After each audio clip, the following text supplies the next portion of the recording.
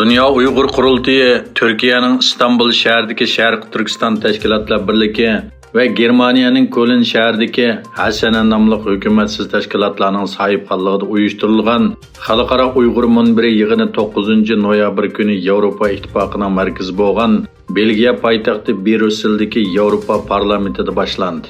Munber bir yürüş söhbət yığını ve müzakirə basqıçları arqalıq Uyghur qırğınçılığı qarşı organlar ara maslashni texammo önümlük işqa aşırış doğrusida müzakirəlishni maqsad qiladi. Yığınğa parlament a'zolari, diplomatlar, faoliyatchilar ve mutaxassislar bilan birga Xitoyning yig'ilish lagerlaridan aman qolg'uvchilarmi qatnashib, lagerlardagi vahshiyliklar haqida guvohlik berdi. Amerikada chiqadigan Tehil gazeti to'ri 8 noyabr kuni maqola e'lon qilib, Birlashgan Davlatlar Tashkilotining Xitoyning irqiy qirg'inchilik jinoyatini o'z beti atashga chaqirgan.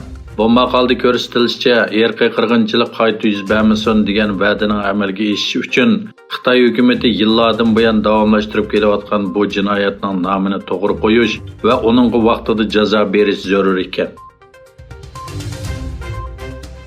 Xitoyning chet ellarda qonunsiz ta'sis qilgan atalmış chet el saqchi mulozimat markazlari yoki chet el saqchi punktlari to'g'risida doklad e'lon qilingandan keyin bir qancha davlat harakatga o'tgan. Qo'g'dug'uvchi muhofazachilar tashkiloti 7 noyabr yozma bayonot e'lon qilib, Avstriya, Chex, Germaniya, Irlandiya, Italiya, Portugaliya, Ispaniya, Shvetsiya, Gollandiya ve Angliya qatarlıq 14 davlat hökumətinin allaqachon Xitoyning chet elda qonunsiz qurib chiqqan chet el saqchi punktlarini tekshirishga boshlaganligini, Kanada, Chili, Nigeriya ve Amerika qatarlıq davlatlarning tekshirayotganligini bildirgan. Yaponiya ve Amerika armiyasi Yaponiyaning Iroq orollarini qo'g'dash va ballistik boshqariladigan bombaga qarshi turishni maqsad qilgan o'tkir qilish manevrini boshladi. Shimoliy Koreyaning boshqariladigan bomba siniqi va Xitoyning Hind Tinch okeanidagi ta'sirining kun sayin kuchayishiga qarata Yaponiya bexatarlik ittifoqdoshi bo'lgan Amerika bilan bo'lgan hamkorlikni oshirishni maqsad qiladi. Egilinishcha, manevrga Yaponiya quruqliq dengiz armiyasi ve havo mudofaa qismidan taxminan 26.000 askar, Amerika armiyasidan 10.000 askar qatnashadi.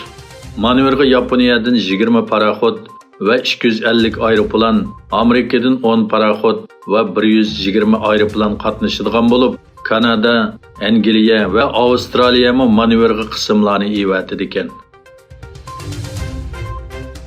Xitoy Bosh ministri Li Keqiangning Kamboja ziyarati jarayonida nurg'un sohadagi hamkorlik turlari yo'lga qo'yilgan.